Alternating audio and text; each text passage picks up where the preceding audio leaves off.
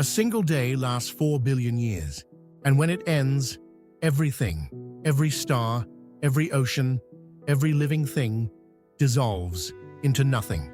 Then the dreamer wakes up, and it all starts over. That's not science fiction.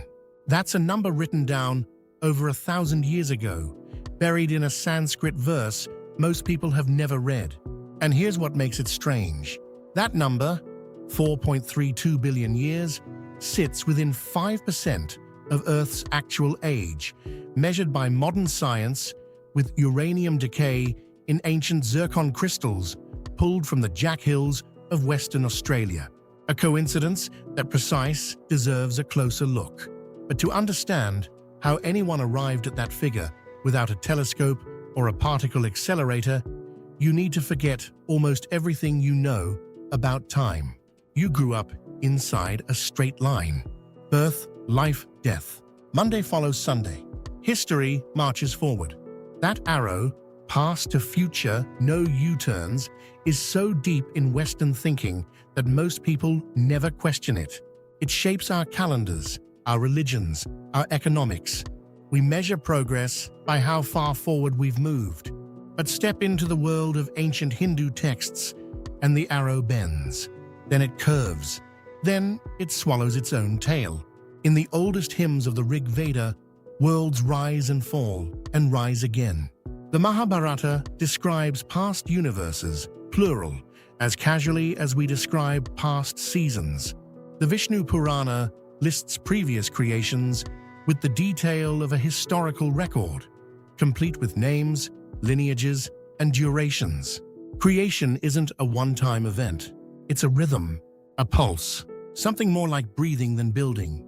Now, the easy reaction here is to call it poetry. Metaphor, a nice way to think about impermanence, and that's what most Western scholars assumed for centuries. That these were primitive minds decorating their ignorance with colorful stories. But then you look at the math, and the math doesn't behave like poetry. 4 ages make up the basic unit. The ancient texts call them yugas.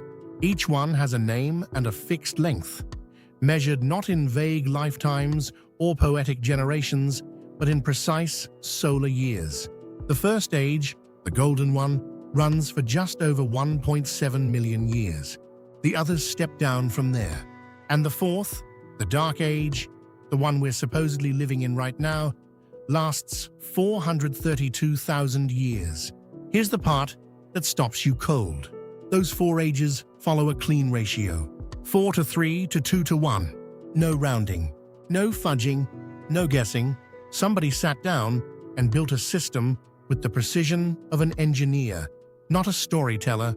That ratio isn't decorative, it's structural, like the gear ratios in a mechanical clock, where each wheel's teeth are counted to the last digit.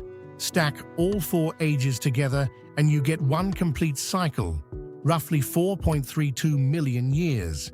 That cycle functions like a single gear in a much larger machine. Now take that gear and multiply it by 1,000.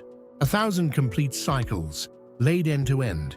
That's what the texts call a single day for Brahma, the creator. 1 cosmic morning to 1 cosmic evening. The total? 4.32 billion years. 1,000 golden ages, 1,000 dark ages, 1,000 complete rounds of birth and death, all compressed into a single divine day. And when that day ends, night falls. Not the kind of night where you sleep and dream. The kind where the universe itself dissolves. Stars go dark, matter unravels, consciousness floats in a vast, empty ocean. The texts call this pralaya, a cosmic dissolution, where the physical world folds back into pure potential. This dissolution lasts exactly as long as the day. Then dawn breaks, and creation begins again from scratch. You'd think ancient scholars would stop there. They didn't. They kept going. The creator ages. He has a calendar. Each of his years contains hundreds of those cosmic days and nights. His total lifespan, multiplied out across 100 of those years, lands somewhere around 311 trillion human years. That number appears in the third canto of a text called the Bhagavata Purana. It's not hidden in a footnote. It's laid out step by step, like a proof on a chalkboard, and the text goes further. It specifies exactly where we currently sit within that lifespan. We are, according to tradition, in the 51st year of Brahma's life, in the first day of the second half. They didn't just build a clock, they set it. But the obvious question pushes back hard. So what? Ancient people loved big numbers. Babylonians counted in the millions. Greeks imagined infinite atoms. The Mayans tracked cycles stretching tens of millions of years. Maybe these Indian scholars just had a taste for the cosmic, and the match with modern science is pure luck. Fair point, and it deserves a real answer. The difference is the internal structure. Babylonian numbers don't nest inside each other with clean ratios. Greek infinities don't build upward through named measured stages. The Hindu system does something genuinely unusual. It constructs time the way you'd build a clock. Small gears drive medium gears. Medium gears drive large ones. Every layer connects to the layer above through exact multiplication. That's not exaggeration for dramatic effect. That's architecture. And inside the largest gear, the day of Brahma, the texts carve out 14 smaller epochs. Each one gets its own ruler, its own family tree, its own spiritual tone. Each epoch runs for roughly 308 million years. Between those epochs sit brief, transitional pauses, junction points, where one age hands off to the next.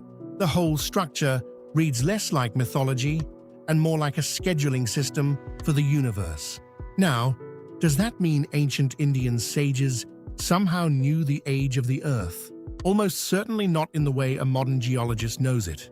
They had no zircon crystals, no mass spectrometers, no way to date ancient rock. But they did have something else, a willingness to think in scales so vast that most cultures flinched. While medieval Europeans debated whether the world was 6,000 years old, working backward through biblical family trees, Hindu scholars were already swimming in billions. That's not a minor difference in perspective. That's a completely different relationship with the idea of deep time. And that gap in ambition matters, because the willingness to think big forced them to build systems that could handle big.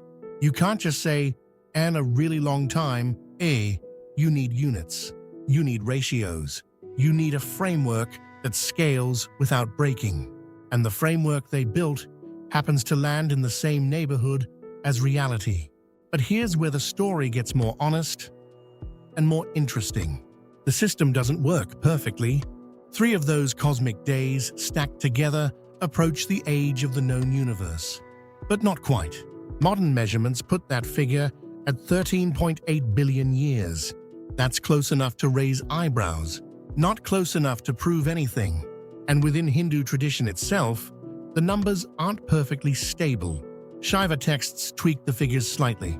Jain thinking takes the same basic idea of cyclical time and stretches it into numbers that make the Puranic calculations look modest. Cycles so vast, they're almost beyond imagining. Buddhist thought borrows the concept, but uses metaphors rather than exact arithmetic. Same principle, wildly different scale, which means the specific numbers may matter less than the underlying conviction that time repeats, that creation breathes, that nothing is truly final. Modern physics has circled back to that same conviction through its own route. 2 researchers proposed a model where our universe is just one beat in an endless sequence of expansions and contractions. Vast sheets of space-time collide, trigger a bang, fly apart, slow down, fall back together, and collide again. No beginning, no end, just cycles. Around the same time, another branch of physics asked what happens if you zoom into the Big Bang itself, past every scale we can measure, all the way down to where gravity and quantum mechanics crash into each other. Their models suggest the universe doesn't emerge from nothing. It bounces, a previous universe collapses to an unimaginable density, then springs outward again, like a compressed spring releasing, a cosmic rebound. The researchers called it the Big Bounce, and their equations showed that traces of the previous universe could survive the transition, faint echoes of a world that came before. Neither of these models borrows from Hindu scripture. The math is different. The mechanisms are different. The evidence is different. But the shape of the idea, time as a cycle, destruction as a doorway to creation, the universe as something that breathes, maps onto a pattern that Indian thinkers sketched out more than a millennium ago. That overlap isn't proof of ancient scientific knowledge, but it's not nothing either. It suggests that when humans think deeply enough about time, they arrive at similar shapes. The line bends, the arrow curves, the snake eats its tail, and there's a subtlety the texts capture that modern physics is still wrestling with. Each cycle isn't just a photocopy of the last. The Golden Age gives way to something slightly darker. Virtue erodes, truth becomes harder to recognize. The cosmic clock doesn't just tick, it decays, until the darkest age burns itself out, and the slate wipes clean. Renewal isn't guaranteed by progress. It's guaranteed by collapse. The system can only reset by breaking down completely. That idea sits uncomfortably next to the Western instinct for progress, the belief that tomorrow will be better than today, that knowledge builds, that history climbs. Cyclical time says something different. It says, the climb is temporary. Every golden age carries the seed of its own decline, and every dark age carries the seed of a new beginning. Whether you find that terrifying or comforting probably says more about you than about the cosmos. If this story reshaped the way you think about time, the next one goes even deeper, into a civilization that vanished so completely, we're still arguing about whether it existed at all. Subscribe so you don't miss it. 4.32 billion years. One day, one breath, and somewhere in a verse older than most nations, a number that modern science spent centuries catching up to. Still ticking.